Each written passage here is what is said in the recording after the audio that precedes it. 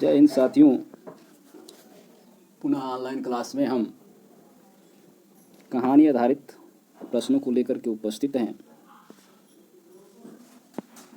कहानी के अगले वीडियो से हम प्रारंभ किए थे कहानी की। यहाँ पे नई कहानी आंदोलन के प्रमुख कहानीकार मोहन राकेश हैं। नई कहानी का आंदोलन सन 1950 से 1960 के बीच कालखंड का उल्लेखनीय इतिहास है, जिसने रूप और वश दोनों ही क्षेत्रों में हिंदी कहानी को नए आयाम दिए। इस आंदोलन के अन्य प्रमुख कहानीकार राजेंद्र यादव, कमलेश्वर मार्कंडे, फणीश्वर रेणु, धर्मवीर भारती, हरिशंकर परसाई, भैरव प्रसाद गुप्त जी हैं।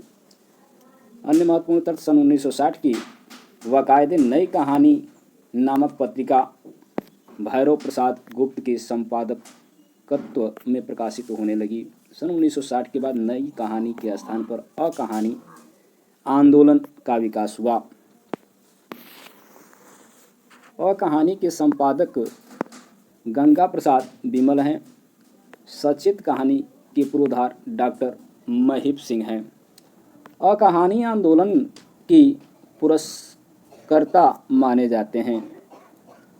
तो ये माने जाते हैं गंगा प्रसाद विमल। ऊपर की व्याख्या में हम देख चुके हैं, यहाँ पे हैं।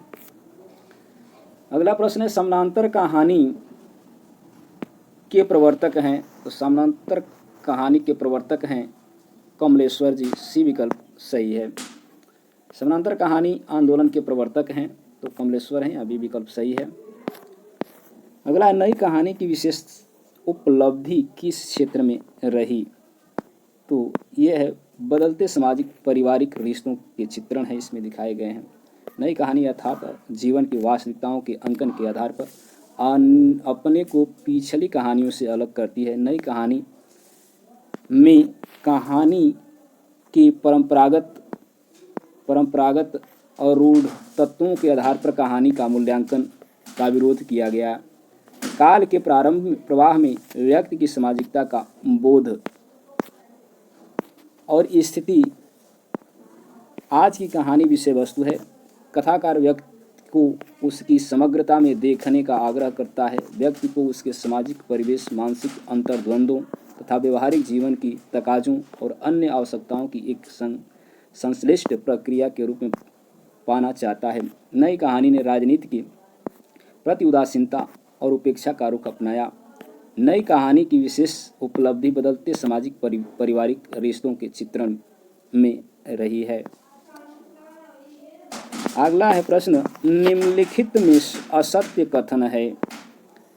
तो असत्य कथन यहाँ रामचंद्र शुक्ल और प्रेमचंद्र को हिंदी का सर्वश्रेष्ठ उपन्यासकार कहा जाता है, ये सही है। दुलाई बाई कहानी 11 वर्ष का समय के बाद लिखी गई। उसने कहा था कहानी सरस्वती में 1915 में प्रकाशित हुई। रक्षाबंधन कहानी हरिकृष्ण प्रेमी ने लिखी। डी विकल्प सही है, यानी प्रश्न के अनुसार असत्य है। आगे है, यहाँ पे देख लेते हैं, व्याख्या दिया गया है।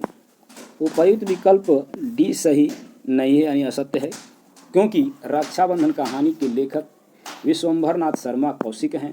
ताई, माता का हृदय, पगली तथा इक्के वाली इनकी अन्य प्रमुख कहानियां हैं। शेष कथन सही हैं।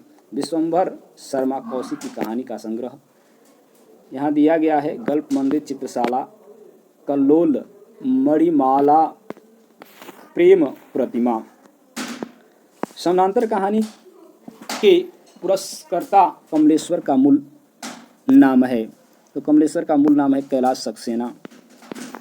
समानांतर कहानी के पुरस्कर्ता कमलेश्वर का मूल नाम कैलाश सक्सेना है। वर्ष 1974 में सारिका के अक्टूबर अंक में समानांतर कहानी का क्रम शुरू हुआ। सर, यहाँ 1974 है।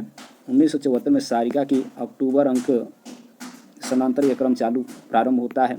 मेरा पन्ना स्तंभ में कमलेश्वर ने इसकी पृष्ठभूमि और वैचारिकता का धारावाहिक परिचय दिया। इसके नामकरण के बारे में इब्राहिम शरीफ ने लिखा है कि आज की हिंदी कहानी को हम लोगों ने समानांतर कहानी का नाम दिया है। डफली बजाकर लोगों को चौंकाने के लिए नहीं, फिर अपनी पहचाने जाने के लिए नाम भी तो चाहिए।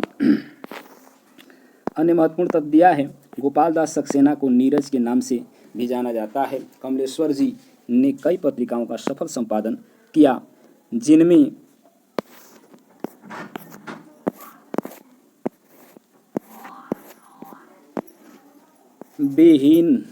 विहान 1954, नई कहानियाँ 1963-66, सारिका 1957 से 78, कथा यात्रा 78 से 79, गंगा 84 से 88 आदि हैं।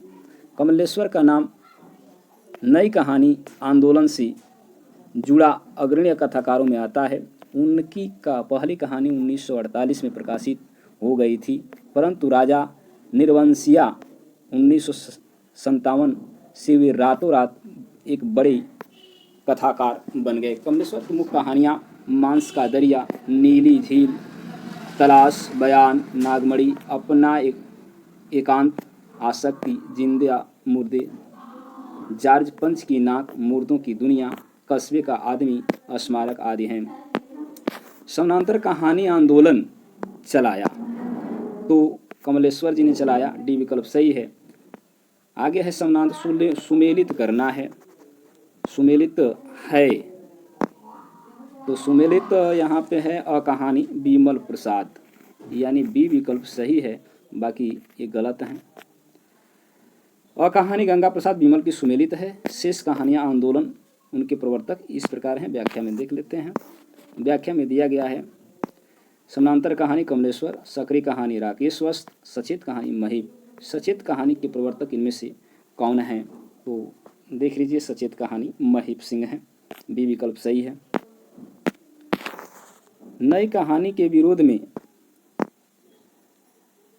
दूसरा सक्रिय आंदोलन सचेत कहानी का है। सचेत कहानी के प्रमुख प्रवर्तक डॉक्टर महिप हैं। इस आंदोलन की शुरुआत आधार की सचेतना कहानी विशेषांक डॉक्टर महिप सिंह से मानी जाती है। समकालीन कहानी के प्रवर्तक देवी शंकर अवस्थी हैं, जो यथार्थ में अन्वेषण पर टिके होने के कारण इस नई कहानी से पृथक करते हैं। निम्न में से किसका संबंध कहानी से नहीं है? तो यहाँ है डी निर्मल वर्मा का। 1960 आते आते फ्रांस की एंटी स्टोरी की तर्ज पर हिंदी कहानी में एक नया आंदोलन का सूत्रपात किया गया, जिसका नामकरण किया गया कहानी। इसके पक्षधरों में डॉक्टर बीमल, गंगा प्रसाद बीमल, जगदीश चतुर्वेदी, ज्ञान रंजन, दूधनाथ सिंह, श्रीकांत वर्मा, विश्वेश्वर आदि कहानीकारकों की जमात थी। रविंद्र कालिया भी इसे जुड़े थे। सठोत्तरी पीढ़ी की रचनाकारों की कहानियों को पहले तो गया प्रसाद विमल ने सठोत्तरी कहानी की संज्ञा दी, लेकिन बाद में समकालीन कहानी के रूप में प्रचारित करने की चेष्टा की। कुछ दिनों के बाद इसका नामकरण हुआ कहानी। निम्नलिखित में से प्रगतिवादी विचारधारा के प्रतिनिधि रचनाकार की कहानी कौन सी है? तो यशपाल की है। व्याख्या है, उपर्युक्त में से यशपाल प्रगतिवादी यानी मार्क्सवादी विचारधारा के कहानीकारक हैं।